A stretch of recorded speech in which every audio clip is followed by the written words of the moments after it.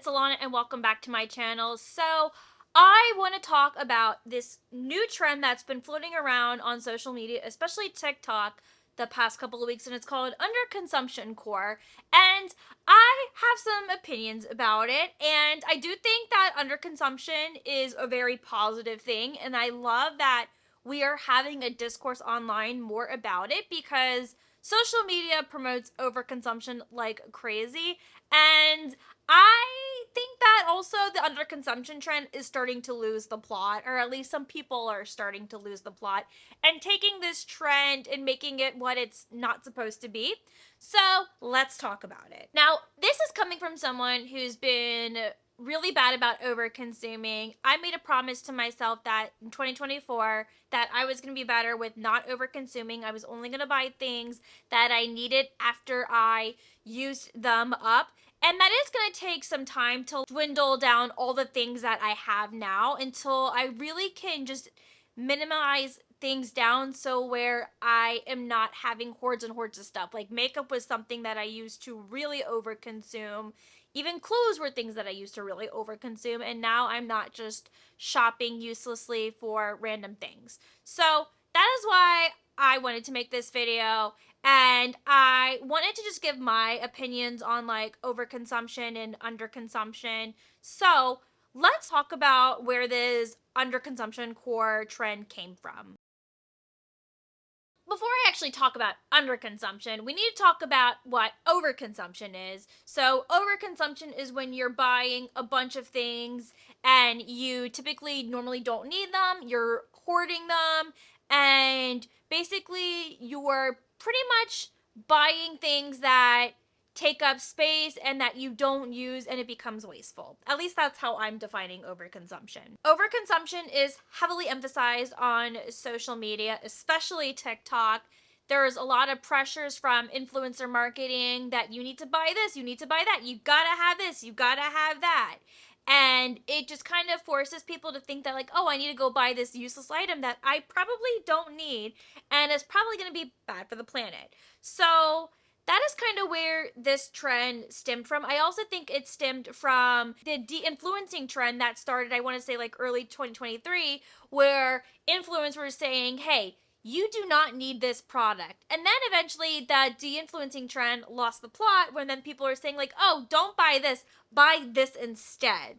And that defeated the purpose of the whole de-influencing trend. As underconsumption core started to blossom, then people started making overconsumption core and thinking that like this is a flex. I don't think overconsumption is cute. It's not something we should be praising. It just drives me crazy where people are like, yes, it's a lot of stuff, but I like it. Cool. Well, just know that you're kind of the problem, and that's all I gotta say about that. So I don't like it when people want to flex overconsumption and make it their own core to just show off and show how out of touch they are with reality, and that it's just overall tone deaf to just flex all the things, saying like, hey, I'm rich, I have a lot of things, and I'm not using half these things, I'm just letting them go to waste and rot in my home because I like them.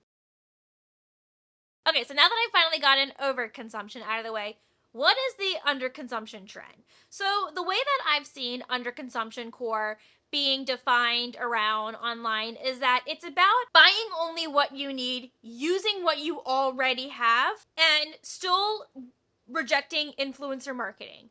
That is how a lot of people have defined underconsumption core. That's kind of how I would define it too. It's about using what you already have and only buying the things that you absolutely need. I feel like that's a pretty simple concept, but again, people are starting to make underconsumption core something else. It's now starting to stray away from what it was originally defined as. The videos that you see on TikTok and social media in general are people just simply showing like what they already have, that they're not hoarding mass amounts of product that they bought new, that it's not sustainable or thrifted, just not consuming massive amounts of products. That's typically what you're going to see in these videos. And you're thinking like, okay, that sounds really great, but what is the problem with the underconsumption core trend? Well, first of all, just want to start by saying I hate that we're adding the word core to everything. Why do we have to coreify everything? Why is this a core? Why are we making this an aesthetic? So that's one issue that I already have with it. So let's kind of get into some more problems that I have with this. Aside from people just trying to make this a core and aesthetic, I do think that underconsumption is kind of making a jab at people who are low income. And I do want to start off by saying that, because I'm going to try to like choose my words very carefully here, but I do want to say like what underconsumption isn't, because I have seen people who are lower income and are living within the poverty line where they are showing their own videos of underconsumption core, even though I don't really consider that to be underconsumption, because I don't think underconsumption actually means you're low income. This is a hot take, but I do think that there are some people who are low income who are missing the point of the trend. And no, I swear, I am not shaming you guys. You guys, I understand, like, you cannot afford to buy things, and I totally get that. I just think there's a difference between, like, being impoverished and then under-consuming. And I think that is where one way that we have lost the plot with this trend. Showcasing, like, how frugal you are or that you are living in poverty isn't necessarily what underconsumption means. However, there are people who are arguing that underconsumption core is still a privileged take. At least you still have the money to buy products when other people don't have the money to buy products, and I think that's still a valid argument. So I am curious to know if you agree with that statement. I guess for me, I've just been sticking to what the definition is that you're just using what you have and you only use the things once they break or until you need it again. That's how I'm defining it, but if you define underconsumption core as something differently, I would be interested in hearing your opinions down below. I know what I said was a hot take. I was trying to not be as judgmental as possible there. That's just my opinion, where I think some people are missing the point. Another way that I've seen people miss the point with underconsumption is that people are mislabeling this as just another way of saying that you're a minimalist. Minimalism does not equal underconsumption, at least in my opinion. When I think about minimalism, I think that's a lifestyle where you're living more intentionally, less clutter in your home, and you're focusing on things that are just really important to you in life. When I think of minimalism, I think of like Marie Kondo and removing things that don't spark joy in your life. That's what I consider to be minimalism. Is not having a lot of clutter, keeping your space very clean and organized. You don't have a lot of stuff. And I think it's really easy to get underconsumption confused with minimalism, but they are not the same thing. And that's where, again, I think people are missing the point with underconsumption. So now that I've kind of talked about what I believe is underconsumption and what isn't underconsumption, I wanted to share just a couple of videos of ones that actually do represent underconsumption and what is kind of missing the point.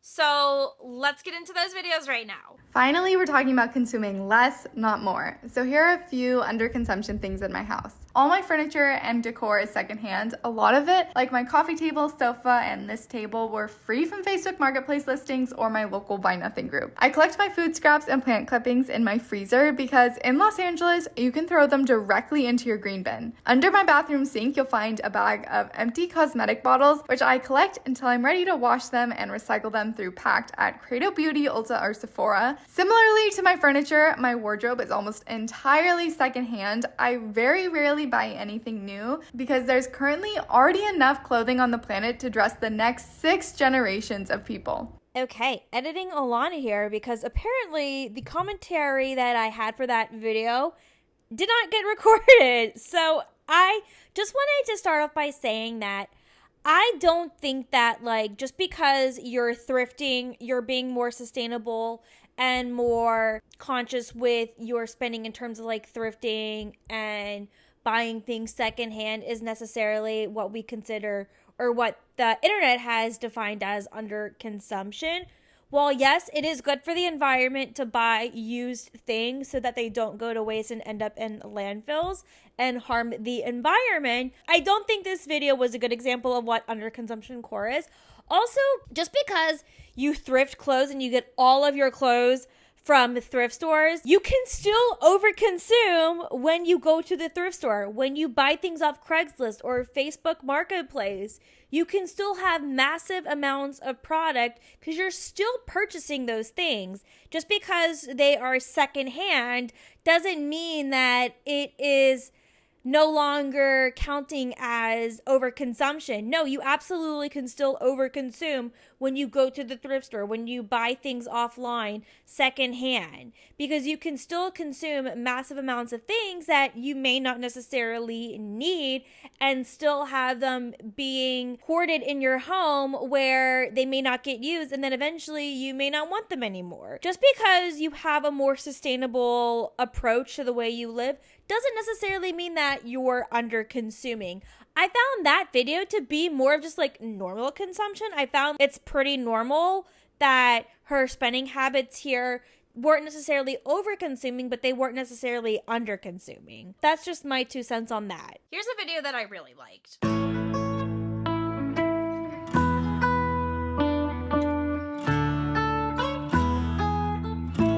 Or water bottles that you share between you and your husband.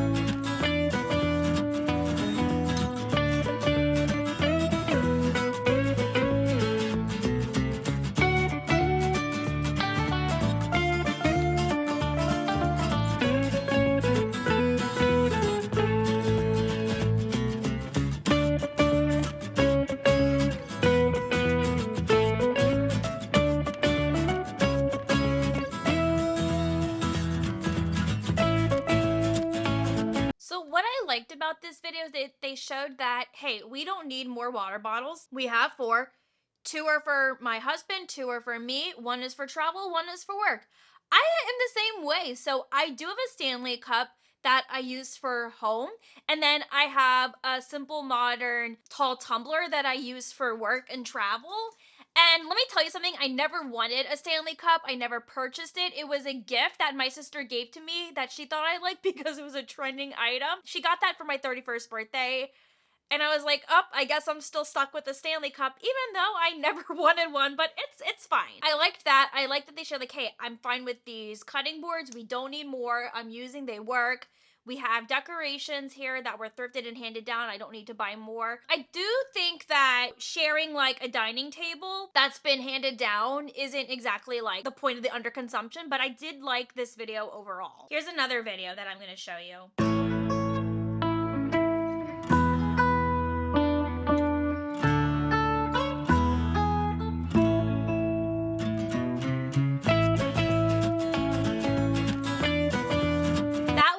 Perfect example of what underconsumption core is. And I wish more people were showing like, hey, I have a small collection. Here are the things that I use and that work for me. And I am going to consume it until I eventually need more. So that is basically what I have to say regarding this whole underconsumption core trend. I think some videos just completely miss the point. And then some do actually represent what it was originally defined as. So I'm curious to know, what are your thoughts on the underconsumption core trend? Comment down below and let me know if you liked this video. Do make sure you give it a thumbs up, and I'll see you in my next video. Bye!